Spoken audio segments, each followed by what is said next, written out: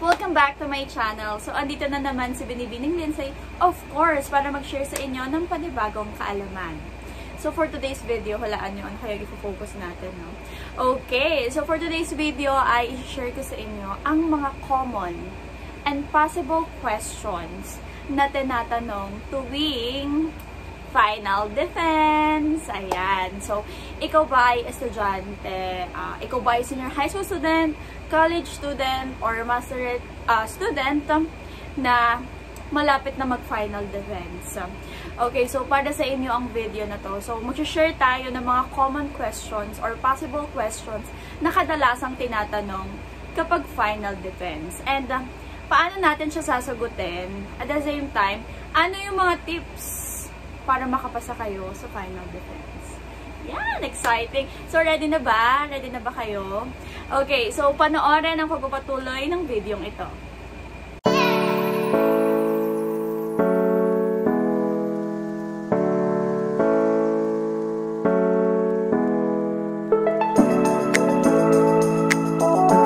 So, ito na nga.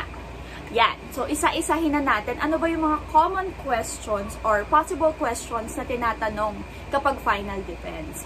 So, tandaan lang muna natin, no? Bago tayo mag-start kung ano yung mga questions na yon. Final defense na yung pinag-uusapan natin dito. Ibig sabihin, dumaan ka na sa title defense and proposal defense. So, ibang-iba yung way ng pagtatanong kapag final defense na. And of course, ang kadalasang nagiging focus ng questions dito ay nandun na sa methods and the process ng pag-gather mo ng data, yung naging results, yung summary of findings, yung conclusions and recommendation, and of course, yung contribution ng study mo. So, doon na siya nakafocus. Hindi na siya nakafocus doon sa chapters 1 and 2 na pinapakilala mo yung study mo. So, dito, doon na sa gathering mismo and sa result ng study mo. Okay, so disclaimer lang, no, bago tayo mag-share. Yan, so etong mga i-share ko sa inyo is based sa aking experience as panel. Ano po? Sa mga defense na naupuan ko. So, ito yung mga common questions or possible questions na binibigay. And, paano natin siya sasagutin? And, of course, magbibigay din tayo ng mga tips. Ano po? Okay. So, simulan na natin, no? Unang-una sa lahat, kapag nagtanong ang panel, kung ano yung tanong, yun lang yung sagutin mo. Huwag ka na mag-share ng kwento ng buhay mo. Okay? So, ano lang yung tanong? Mag-focus ka lagi sa question. So, ito na nga. Simulan na natin. Ano ba yung kadalasang tanong sa final defense? So, pwede siyang magsimula sa general question o kaya naman sa specific question. So, vice versa lang. Depende kung anong trip ng panel, kung saan sila mag-i-start doon. Pwedeng specific, pwedeng general. Okay, so itong ginawa ko or nilist ko dito, from specific siya to general question. Okay, so ganun yung ginawa kong atake sa pagbibigay sa inyo ng mga possible or common questions sa final defense.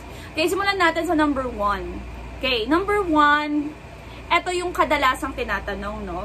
Who are the respondents or participants of your study? And of course, how did you choose them? Okay, so yun yung first question kadalasan. Sino yung mga respondents nyo or naging kalahok ng pag-aaral nyo? And paano nyo sila pinili? So, saan matatagpuan ang sagot dito? Matatagpuan siya sa chapter 3, no? Doon sa subject of the study. So, dapat alam nyo kung paano siya pinili. Ito pa ay ginamitan ng simple random sampling, anong technique ba yung ginamit, fishbowl technique ba, and so on. Kung ano man yung sampling na ginamit na yan. And of course, sasabihin nyo rin bakit sila yung pinili nyong respondents. So, pwede nyong idahilan na, of course, kung purposive man yung pagpili nyo, sila kasi yung eksaktong-eksakto dun sa kinakailangan ng study nyo. Or yung sinasabi ko ang iba pang way ng pagpili ng sample. Yung mga sampling techniques, ayan. So, pwede kayo mag-cite ng mga yan. And make sure dapat nakalagay yan doon sa chapter 3 nyo. Doon nga sa subject of the study kung paano siya pinili. So, ganun lang siya sinasagot, no? So, dapat kung ano yung sagot nyo, doon sa defense ay nakalagay din dun sa subject of the study na part ng research nyo. Okay? So, ganyan nyo na lang siya i-explain. Bibigyan yung qualities, anong random sampling yung ginamit nyo, anong sampling techniques ang ginamit nyo. So, ganun kapag sinasagot natin siya. Okay? Alright.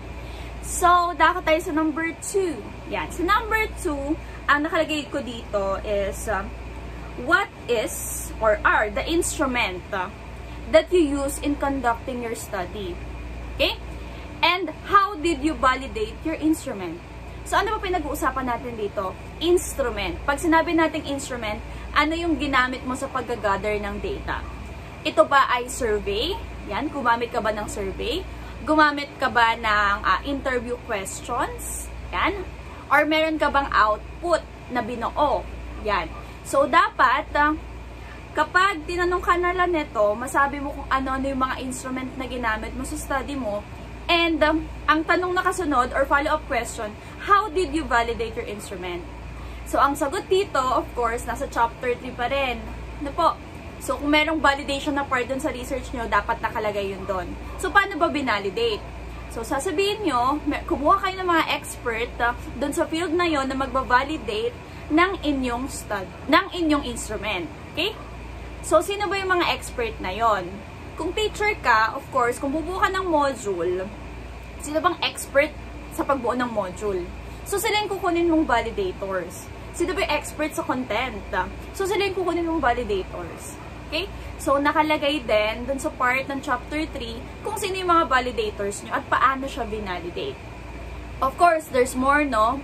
Kapag sinagot mo yan na may nag-validate ng mga expert, kung ano mang field yan, kung ano mang field ka na pagdidepensa mo na research, no? Kapag tinanong ka ng ganon, make sure din na ang kasunod kasi nun, yung mga binalidate ba nila ay in-apply mo dun sa instrument mo or dun sa survey mo, sa interview questions na binuo mo, in-apply mo ba lahat nung kanilang sinuggest? Siyempre, ang sagot, sasabihin mo, oo. So, bago mo siya ginamit sa pagkakandak mo, ayan, so, inayos mo muna based sa suggestions ng mga validators. Kasi, pag sinabi mong hindi, yari ka na. Okay? Pakak ka na agad. Yari ka na doon. Okay? So, dapat, nasunod mo yung tamang process ng validation. So, ganun siya, no? Okay. Ang number na natin. Okay. Number 3. Ayan. So, number 3. Ano naman yung number 3? Sabi ko dito, how was the study conducted? Okay, how was the study conducted? So, paano yung process na pinagdaanan? Paano ka nag-gather ng data? Yun yung focus ng tanong na number 3 na yun. Okay? Eto ha, paalala ko lang. Kapag tinanong kayo nung overall process, ano yung process na ginawa nyo, or paano nyo kinandak yung study nyo, huwag kayong magkwento ng talang buhay nyo. Ikwento nyo yung specific na short, sabi nga, short but sweet. Ibig sabihin doon, short pero comprehensive. Sabihin niyo yung process na pinagdaanan ng, yung tamang process of course, na pinagdaanan ng research nyo, pero wag sobrang haba. Ano ba yung mga pinagdaanan lang niya na mas ma-explain nyo ng mas maiksi? Ganon yung way ng pagsasagot. Hindi yung lahat na lang yata, pati yung sobrang general, basta yung sagot na sobrang broad. So, gawin yung specific pero short. Okay? Short but comprehensive nga yung sagot. And of course, saan ba natin makikita yung process? Sa chapter 3 pa rin. So, ikikwento mo lang naging process ng study mo. Pero not to the extent na kwento mo na yung parang palang buhay na ikikwento mo kasi nakaka-board din pakinggan. Dahil sabi ko nga kanina, kung ano lang yung tanong, yun lang yung sagutin. Okay? Pag nagdagdag ka pa ng sagot na hindi naman dapat, magtatanong pa ulit sila. Okay? So, yun. Yun yung number 1 tip talaga. No? Okay. So, ganun siya sagutin. Pagka tinanong yung process, sabihin mo yung process short lang pero comprehensive na yung pagkakasunod at tama yung pagkakasunod-sunod. At dapat makita rin yun sa paper ninyo. Huwag kayong mag-invento ng isang proseso na ginawa nyo sa study nyo, na hindi nyo naman ginawa sa study nyo. Okay? Next, number 4. Nakalagay ko dito is, yan, nadadako na tayo medyo sa result. What is or are the implication of the result of table ganito? Halimbawa, tinignan yung table 1 mo. Yan, so, may result. Pwedeng yung sa mean, mataas yung mean or mababa yung mean, o kaya naman may significant difference or there is no significant difference based on sa table na yon. Anong meaning nun? So, dapat ma-explain mo. And ano naman yung implication nun? Pag sinabi nating implication, pwedeng positive, pwedeng negative na implication. Okay? Ano kaya yung ibig sabihin nun? Yun lang naman pag sinabi implication, no? Pwede bang nakatulong siya or hindi siya nakatulong?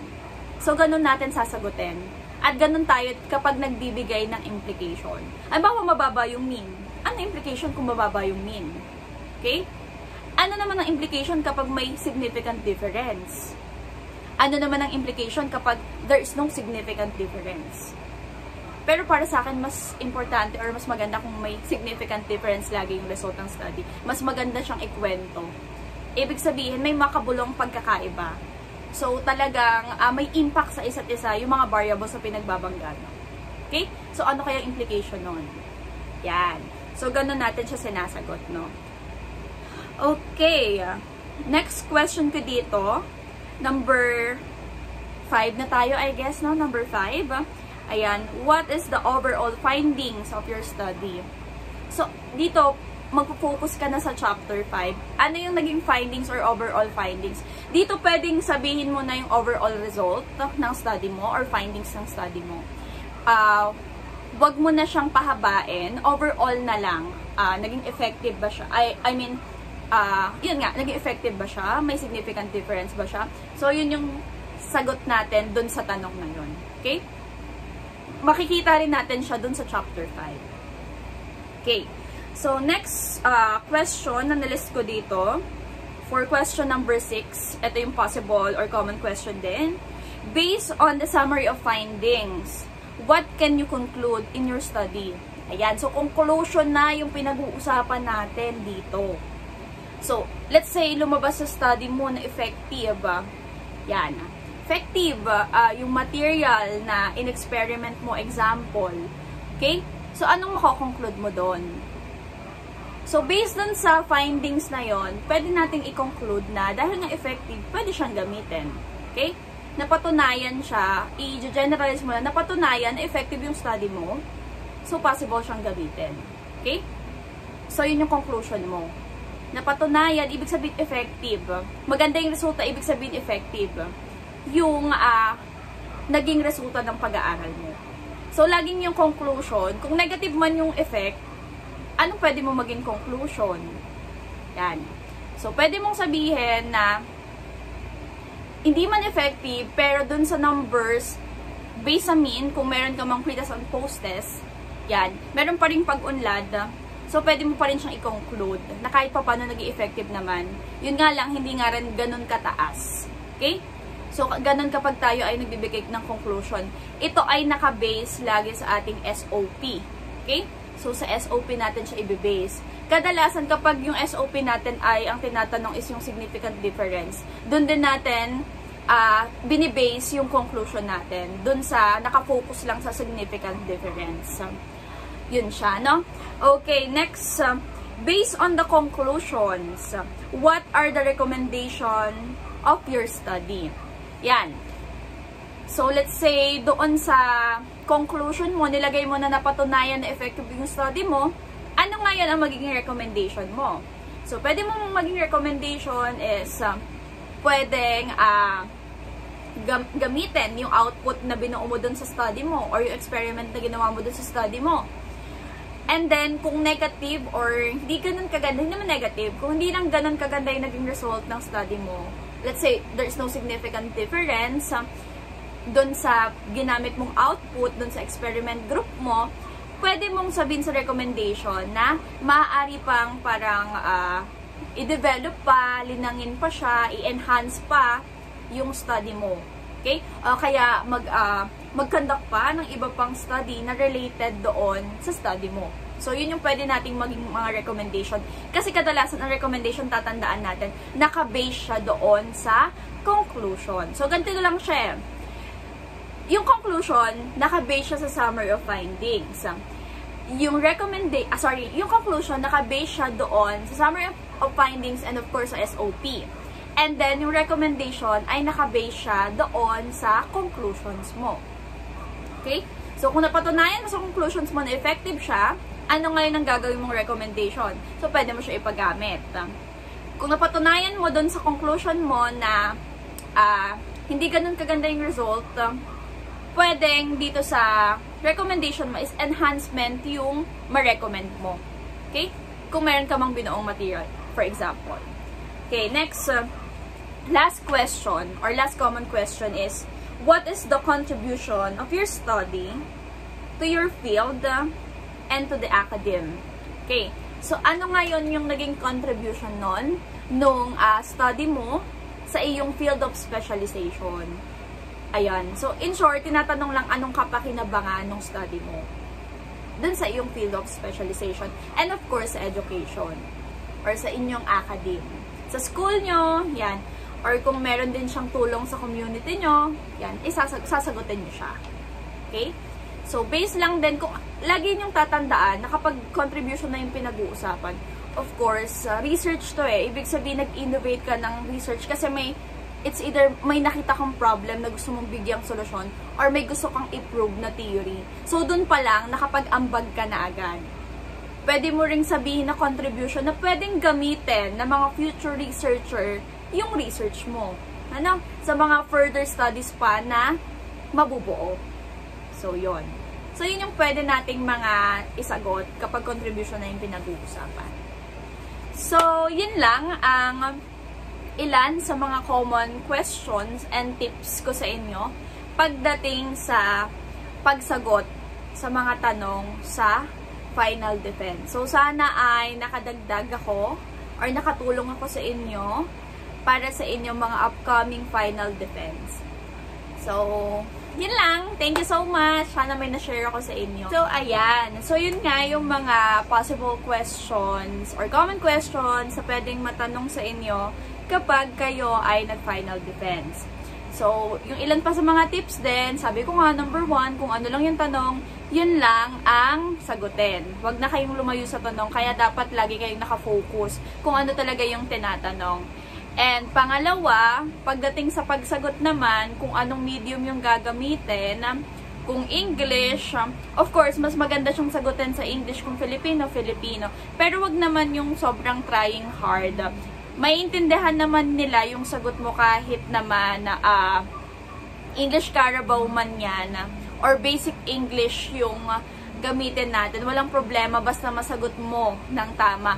And kadalasan din naman yung mga panel, no, mukha lang silang masungit pero generous naman sila, no. So kung saan ka rin talaga mas palagay gamitin na medium, is yun yung gamitin mo. Kung saan mo mas ma-express, no. For me kasi hindi naman talaga big deal kung ikaw ay mag-i-English or mag-Filipino. Ang importante sa akin is yung content ng sagot mo. Okay? At kung paano mo sinasagot yung mga questions sa research or yung mga tinatanong sa'yo ng panel. And of course, sabi ko nga, wag kayong sasagot ng mga kasagutan na wala naman sa study nyo. So, palaging dapat doon naka-base, no? So, kung sinulat nyo yan, yun din naman yung kadalasang nagiging sagot. Okay? So, yun lang. Sana nakatulong sa inyo. Thank you so much. Sa mga gusto pa po na mga kinds na video na ganito, ay huwag kalimutan mag-subscribe sa aking channel. And pwede kayo mag-comment sa ating comment section kung meron pa kayong iba pang mga gustong malaman when it comes to research. Yun lang. Thank you so much. Bye!